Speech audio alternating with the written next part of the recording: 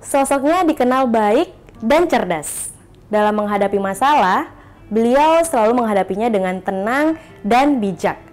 Juga berusaha untuk mencari solusi dari masalah-masalah tersebut. Bahkan masalahnya nggak tanggung-tanggung nih. Mulai dari persaingan yang tidak sehat hingga black campaign tentang usahanya. Tapi beliau berusaha dengan gigih untuk membangun image agar tetap konsisten di langkahnya. Latar belakang keluarga di bidang birokrasi tidak serta-merta membuatnya turut berkarir di bidang birokrasi tersebut. Justru beliau memilih bidang yang lain yang lebih berbeda. Beliau juga dikenal sebagai sosok yang kreatif dan inovatif. Hal ini bisa dilihat dari keberhasilan usahanya yang telah berdiri lama. Meskipun semakin banyak pesaing yang muncul, tapi beliau mampu nih menjaga konsistensi dari usahanya tersebut. Kini namanya dikenal sebagai seseorang yang ahli di bidangnya. Saksikan perbincangan saya, Opi Magnolia, dengan wanita hebat yang satu ini hanya di Lensa Inspirasi Bintang TV. Salam inspirasi. Jadi sempat ragu iya apa enggak gitu ya. Tapi setelah dipikir-pikir saya putuskan ya sudah, saya anggap jadi kayak tantangan aja untuk saya sendiri, sekaligus ada keinginan buat membantu orang-orang ya di dunia estetik lah. Kalau misalnya pas musim hujan, itu kan daerahnya cekungan ke bawah, kliniknya ikut banjir. Tapi nggak ikutan hanya deh Bu ya? Enggak.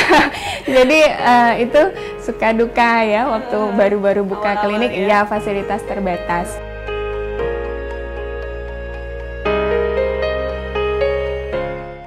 Gimana pemirsa? Saya udah cantik belum? Biasa sih ya, soalnya narasumber kita kali ini dokter kecantikan, jadi saya juga harus kelihatan cantik dong. Bener nggak Bu? Bener, iya.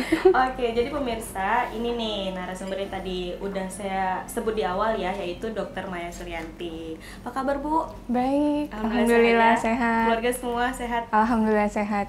Kayaknya lagi rame nih pengunjung ya? Iya, alhamdulillah.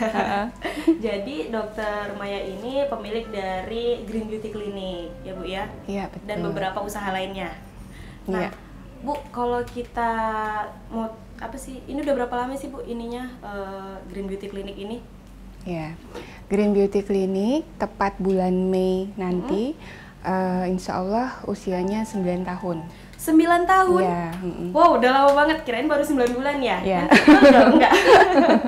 9 tahun ya Bu ya? Iya, sudah 9 tahun. Wow, itu hebat banget. Iya. Enggak bisa gitu ya lama kali, karena ya mungkin dari awal nggak langsung booming gitu Bu ya. Pasti orang juga taunya belakangan, beberapa tahun belakangan aja ya. Tapi kenapa sih Ibu milih bidang kecantikan ini gitu? Iya, pada awalnya ya karena memang ketertarikan saya di bidang penyakit kulit pada waktu itu. Kemudian juga didorong oleh salah seorang teman dekat ya waktu itu untuk terjun di dunia estetik. Awalnya memang sempat ragu karena memang pada waktu itu saya pikir, aduh, secara genetik itu kulit saya memang tergolong kurang baik waktu itu. Jadi sempat ragu iya apa enggak gitu ya. Tapi setelah dipikir-pikir saya putuskan ya sudah, saya anggap jadi kayak tantangan aja untuk saya sendiri, sekaligus ada keinginan buat membantu orang-orang ya di dunia estetik lah ya.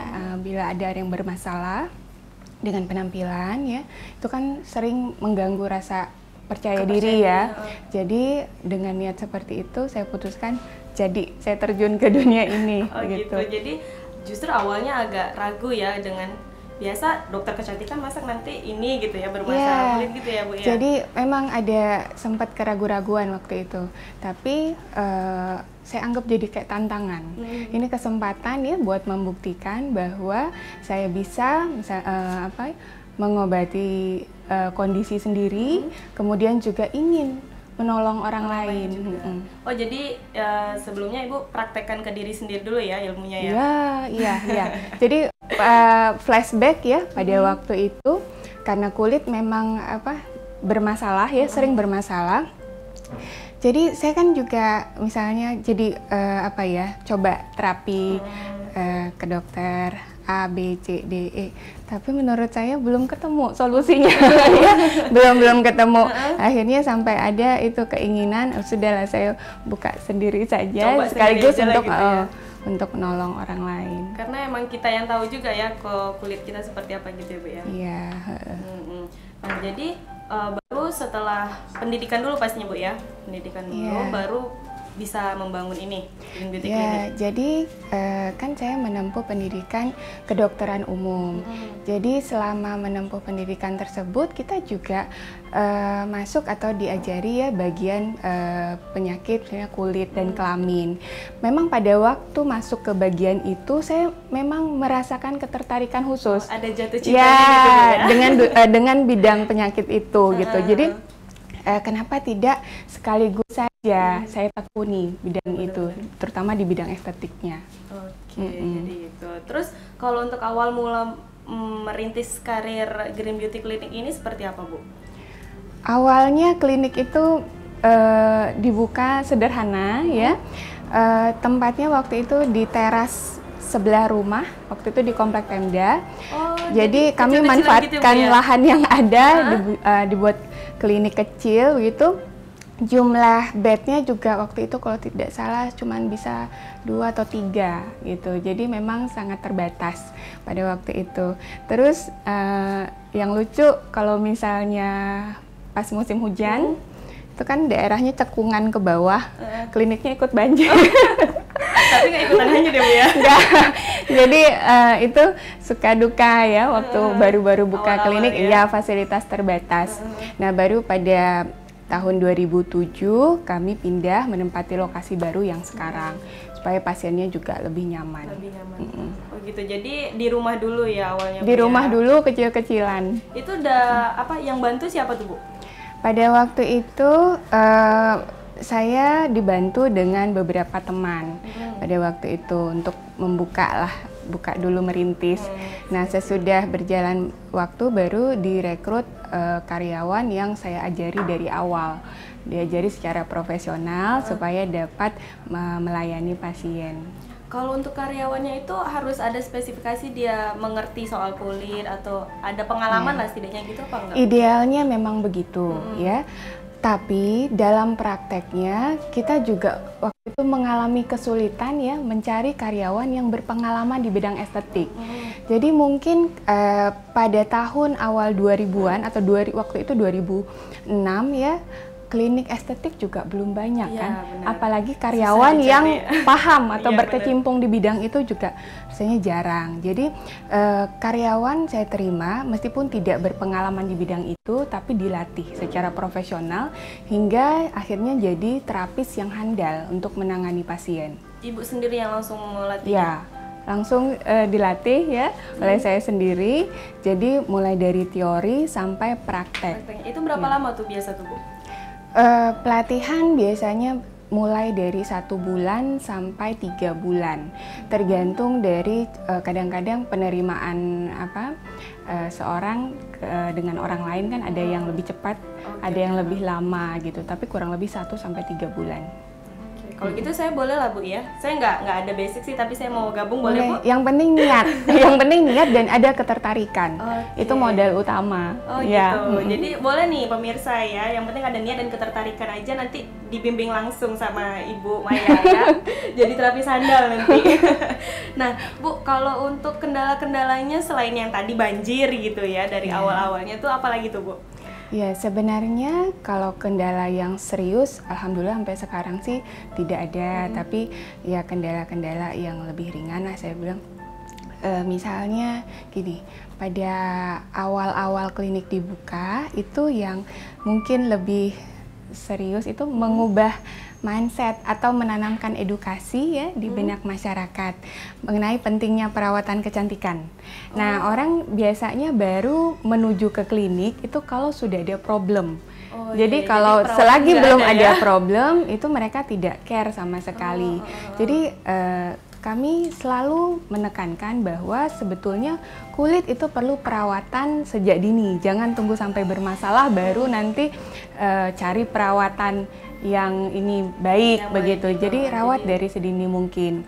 Tapi dengan kalau dilihat perkembangan sekarang, masyarakat sudah lebih paham pentingnya perawatan meskipun belum terlalu bermasalah begitu. Kemudian ada juga kendala-kendala yang lain, misalnya mengubah stigma, perawatan di green pasti katanya harganya mahal. Ya, jadi Iya, saya juga ada dengar tuh ya. ya, jadi Biasalah masyarakat ya Bu ya. ya, jadi begini, dalam menetapkan biaya perawatan, ya tentu itu harus dilihat kualitas bahan baku atau produk yang dipakai, juga jenis peralatan yang digunakan gitu. Jadi yang ingin saya sampaikan ya, memang di Green kita tidak bisa menyampaikan bahwa di sini perawatan yang paling murah. Tapi kami bisa memastikan bahwa apa yang pasien dapatkan itu sama nilainya atau bahkan lebih bernilai dari yang mereka bayarkan di sini. Wow. Gitu. Jadi perawatannya lebih bernilai. Gitu ya. Jadi Ya. emang benar garanti lah Bu ya untuk yang hasilnya pasti memuaskan. Hasil Bagus gitu ya. hasil kami insya Allah memuaskan. Mengenai hasil ya, kami mengerjakan sesuai dengan prosedur tetap di dunia estetik. Jadi kalau kita bandingkan ya dengan perawatan yang non estetik ya memang hasilnya akan berbeda. Beda ya Bu ya. Iya. Yang melalui prosedur yang benar-benar Iya. gitu Bu ya, dengan yang ya begitulah gitu. Oke pemirsa, ini menarik sekali ya. Kita baru bahas awal aja nih ya, belum lagi ke sosok ibunya ini seperti apa sih. Pasti penasaran kan? Kita bakal ngobrol-ngobrol lagi sama ibu, tapi setelah jeda pariwara berikut ini tetap di Bintan TV. Jadi umur 8 tahun, 9 tahun saya ingat dulu saya pernah jualan. Jualan permainan anak-anak ya, itu saya bawa ke sekolah, kemudian saya juga jual keliling komplek perumahan dan waktu itu laris. Jadi menurut saya beliau itu orang yang tidak hanya tutur dan tindakannya itu bijak ya, tapi juga orang yang bisa menyelaraskan antara apa yang beliau ucapkan sama apa yang beliau perbuat. Jadi apa yang beliau katakan memang itulah yang beliau benar perbuat. itu. Ya.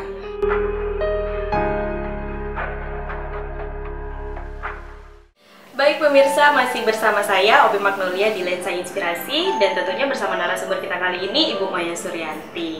Nah Bu, tadi kan kita udah ngobrol-ngobrol soal kendala-kendala Ibu ini apa aja gitu ya, susah-susahnya, awalnya yang kebanjiran gitu Bu ya. Di tengah masa sulit itu, siapa sih yang selalu ada gitu menyemangati Ibu, jangan nyerah gitu loh, jangan down gitu kan, ayo semangat, siapa tuh Bu? Biasanya kalau saya mengalami kendala atau problem ya yang suka jadi teman curhat lah ya, itu suami, kemudian ibu ya, dan adik-adik juga suka memberikan support. Oke, jadi keluarga ya Bu ya? Ya, keluarga. Jadi nggak usah jauh-jauh lah ya, biasa kan ada teman dekat nih Bu, sahabat gitu, ada juga Bu? Iya, tapi terutama lebih banyak keluarga, karena kan intensitas bertemunya lebih sering ya. Tapi kalau ini agak nyentil sedikit Bu ya, kalau mendengar nama Ibu, pasti orang juga nggak lepas dari sosok Ibunda, ya Ibu Suryatati. Ibu itu kan dikenal sebagai salah satu sosok yang berkecimpung, yang berkarir di bidang birokrasi, ya kan? Ibu kenapa nggak mengikuti jejak Ibunda, justru memilih bisnis gitu? Oh iya, karena memang sudah panggilan jiwa. Ya, jawabannya udah pasiennya ketarik gitu ya di bisnis. Panggilan jiwa. Jadi sebenarnya ketertarikan saya itu di dunia bisnis tanpa disadari sebenarnya dari kecil. Oh iya. Ya, jadi kalau diingat-ingat, apa tuh yang poin ini dari kecil nih udah ada bisnisnya gitu? Ya, jadi umur 8 tahun, 9 tahun saya ingat dulu saya pernah jualan. Jualan permainan anak-anak ya, itu saya bawa ke sekolah, kemudian saya juga jual keliling komplek perumahan dan waktu itu laris. Ya, waktu mengerjakan itu saya ingat saya senang sekali gitu. Kemudian pada waktu saya berada di sekolah menengah atas ya, saya juga sempat menerima order untuk membuat kartu nama. Jadi saya buatkan desainnya ya, kemudian saya cetak sendiri, itu dipesan sama teman-teman rame. Lumayan buat nambah uang jajan. Waduh, keren. Jadi saya tamat kuliah. Nah, di situ saya mulai sering, sampai sekarang ya, saya rajin baca-baca buku motivator tentang dunia usaha. Di situ diajarkan bagaimana cara kita berpikir, mengembangkan wawasan, berpikir kreatif dan lain-lain.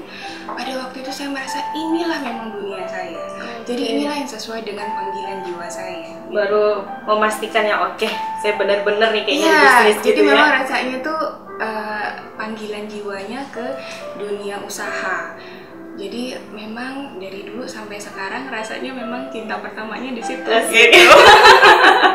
Cinta pertamanya ya di situ. Maksudnya di dunia bisnis ya. Baru cinta keduanya di dunia kecantikan ya Bu ya. Jadi kita juga belajar ya, ternyata dunia bisnis itu memang berwarna-warni. Ya, kita tidak boleh cepat menyerah ya, dan harus selalu siap berpikir kreatif gitu. Warna-warninya ini seperti apa Bu kalau dunia bisnis Bu? Ya, namanya warna-warni, ada warna gelap, ada warna cerah ya, ada warna netral juga. Jadi dunia bisnis juga ada masa-masa sulit, ada masa-masa yang memang bagus ya, golden period. Nah, untuk jadi pebisnis sejati ya, kita memang harus menyiapkan mental itu untuk melewati masa-masa itu. Gitu. Karena apalagi kalau awal-awal ya Bu ya, itu kayaknya warna-warna gelapnya ya Bu ya. Awal-awal saya bilang tidak mesti di awal-awal. Jadi dalam bisnis ya, namanya juga gelombang pasang surut. Kita tidak bisa menebak kapan gelombangnya pasang, kapan gelombangnya surut. Yang jelas kita memang sudah harus berkomitmen. Saya harus selalu giat, kemudian pantang menyerah kalau ada masalah, dan kalaupun jatuh cepat bangkit lagi. Cepat bangkit, jangan berlarut-larut gitu Bu ya. Kadang ada juga orang yang sekalinya jatuh kayaknya lama kali meratapi gitu ya Bu ya. Jangan lama-lama. Nah di situ juga peran penting keluarga juga Bu ya, penyemangatnya gitu ya Bu ya. Betul, penyemangat ya, melewati masa-masa suka duka lah begitu. Oke, kok saya agak terenyuh gitu ya. Ternyata Ibu ini dari kecil gitu ya, udah mulai. Tapi yang tadi permainan itu dari, kan jual-jual permainan tuh Bu. Dari mana permainannya Ibu ambil? Iya, itu jadi awalnya diberi modal ya, sedikit ya oleh orang tua. Kemudian saya belikan itu dan bisa diputar lagi oleh saya. Jadi dibelikan modal lagi, agar menghasilkan laba gitu. Terus uangnya biasanya saya tabung. Saya kumpul-kumpul, terus saya ingat tabungan udah penuh, saya belikan buku. Buku apa tuh Bu? Waktu itu saya ingat kisah Nabi Musa. Jadi saya kumpulkan uang jajan karena ibu bilang kalau mau beli buku, saya suka baca buku. Kalau mau beli buku itu pakai uang sendiri, kata ibu waktu itu. Jadi saya kumpul, bukunya bagus memang, jadi harganya lumayan buat anak sekecil itu. Pada waktu uangnya sudah terkumpul, baru bongkar tabungan dan akhirnya bisa beli lah ya. Rasanya puas ya. Iya, ada kepuasan tersendiri ya Bu ya. Betul. Terus kalau untuk ibunda, kan kita kenal sebagai wanita, selain wanita yang berkarir di birokrasi, juga sebagai penyair di Tanjung Pinang. Gitu kan, jiwa seninya udah nggak diragukan lagi lah gitu kan, udah banyak juga buku yang diterbitkan gitu ya. Kalau untuk Ibu sendiri, ada nggak sih Bu jiwa seninya gitu? Iya, sebenarnya saya juga pernah menulis puisi ya. Oh, pernah. Ya, tapi tidak seproduktif Ibu gitu. Dan biasanya puisi-puisi saya memang banyak saya tujukan untuk Ibu, terutama pada saat beliau berulang tahun. Jadi momen spesial diberi puisi. Tapi sebenarnya saya lebih enjoy tuh menulis. Ya, menulis. Oh gitu. Jadi kalau untuk jiwa seninya pasti ada, tapi sedikit ya Bu ya. Tidak terlalu produktif. Ya. Oke, lebih fokus ke bisnis ya, karena itu cinta pertamanya.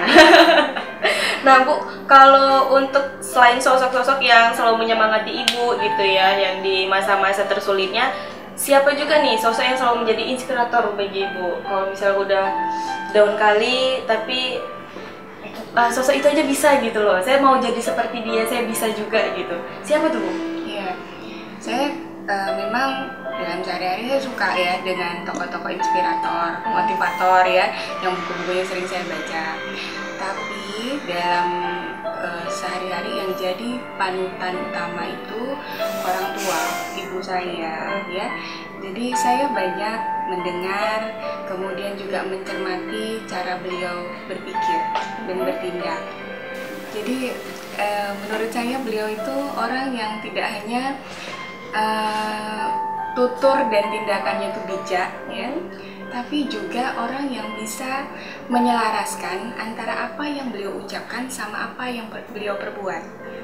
Jadi apa yang beliau katakan memang itulah yang beliau perbuat. Ya, gitu. Jadi menurut saya sosok seperti itulah yang memang harus diteladani gitu.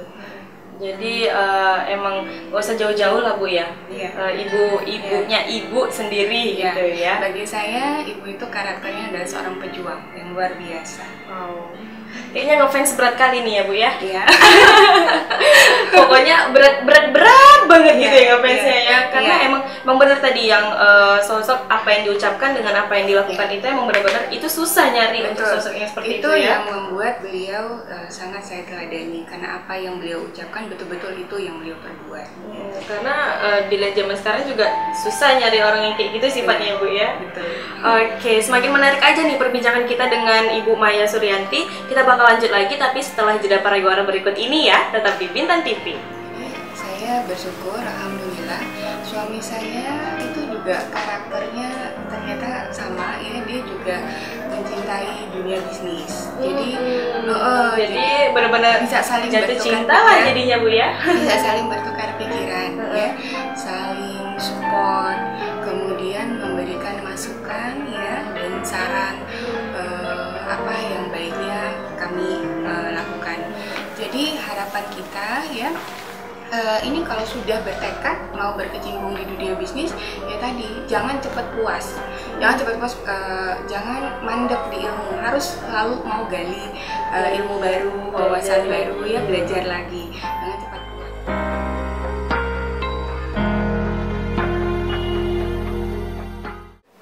Oke pemirsa, masih nih di Lensa Inspirasi ya bersama Ibu Suryanti ya Bu ya. Mayanya hilang. Oh iya, Ibu Maya Suryanti. Soalnya namanya mirip-mirip ya sama dengan ibunda ibu gitu ya. Dan kita masih mau kepo-kepoin Ibu nih, masih boleh Bu ya? Boleh. Hari ini spesial, asik. Menyediakan waktu buat dikepo-kepoin. Saya jadi terharu Bu. Oke Bu, tadi kan udah nih dukungan keluarga gitu ya, seperti apa, sering jadi teman curhat gitu ya. Kalau untuk dukungan suami sendiri seperti apa nih Bu? Yang spesial ya. Iya. Jadi saya bersyukur, alhamdulillah, suami saya itu juga karakternya ternyata sama ya, dia juga mencintai dunia bisnis. Jadi benar-benar bisa saling jatuh bertukar cinta lah jadinya Bu ya. Bisa saling bertukar pikiran ya, saling support, kemudian memberikan masukan ya dan saran apa yang baiknya kami lakukan ke depan gitu. Jadi usaha-usaha yang kami buka itu juga tak lepas dari peran suami juga. Jadi tanpa suami rasanya langkah kaki saya juga tidak sampai sejauh ini. Oke, jadi kebetulan juga ya, bagus lah Bu ya, suami juga sama-sama suka di bidang yang sama gitu ya. Jadi untuk sharing lebih bagus lagi gitu ya. Untuk sejauh ini suami juga mengelola bisnis yang lain gitu Bu ya. Jadi untuk suami sendiri, suami membuka restoran, beberapa restoran. Bidangnya mungkin agak berbeda ya, cuman intinya bisnis lah gitu ya, cuman bidang bisnisnya yang berbeda. Betul. Terus Bu, kalau nih lah ya, anggap saya nih mau jadi pebisnis juga, pemula gitu Bu ya, apa sih yang harus saya perhatikan gitu, apa-apa saja hal-hal yang harus dilakukan nih gitu sebagai pemula?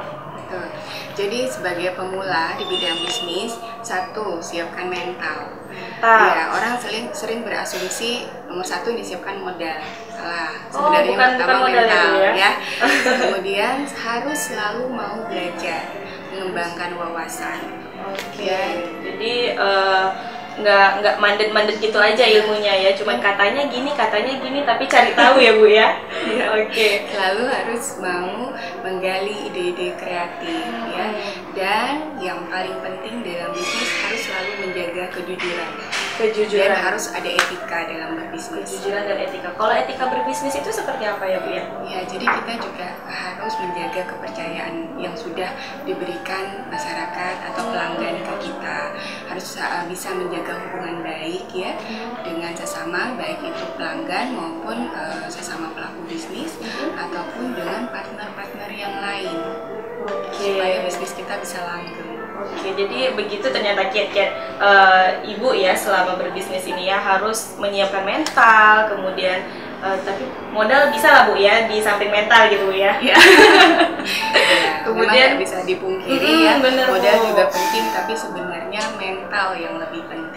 Lagi ya. Terus juga mau belajar, jangan cepet nyerah gitu Bu ya. Terus juga jujur tuh ya. Karena pelanggan udah percaya nih sama kita gitu ya. Masyarakat udah menaruh kepercayaan, jangan sampai dikecewakan ya.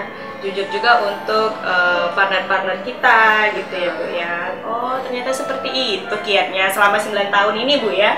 Green Beauty Clinic Bu ya, 9 tahun kayak gitu ternyata.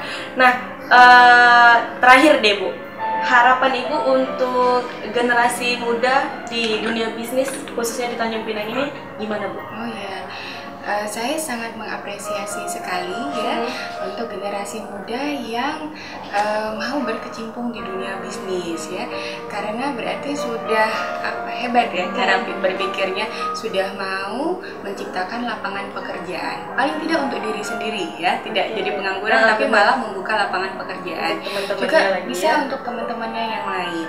Jadi harapan kita ya, ini kalau sudah bertekad mau berkecimpung di dunia bisnis ya tadi, jangan cepat puas, jangan mandek di ilmu, harus selalu mau gali ilmu baru, wawasan baru ya, belajar lagi, jangan cepat puas. Kemudian juga ya harus konsisten, jangan cepat menyerah begitu.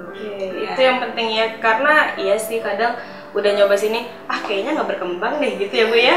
Jadi kalau mandek ketemu sama satu masalah harus cari solusinya, jangan sudah tutup buku selesai. Harus benar-benar dipecahkan semua.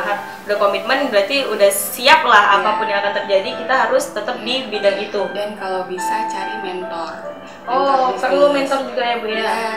Jadi paling tidak ya orang yang bisa kita tiru cara berpikirnya ya, cara dia mengembangkan ide atau wawasan.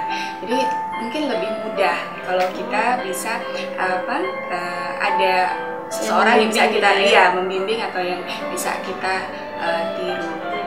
Oke, untuk pertama nggak apa-apa lah Bu ya, nanti selanjutnya kita bakal ada ciri khas tersendiri gitu ya. Tiru di sini bukan berarti menjiplak habis apa yang si A lakukan atau guru kita, tapi kita bisa, yang paling penting mengerti alur berpikir mentor kita, kemudian bisa kita modifikasi sendiri ya dengan kondisi kita sendiri gitu. Gitu, keren banget ya. Jadi tapi kalau dilihat kayaknya gampang-gampang susah gitu ya Bu ya. Nggak gampang, yang penting kita memang betul-betul komit ya, niat, kemudian apapun problem yang kita hadapi itu cari solusinya. Jadi komitmen, niat, dan kalau ketemu masalah harus dibabat habis ya, cari solusinya, jangan sampai ke akar-akarnya semua Bu ya.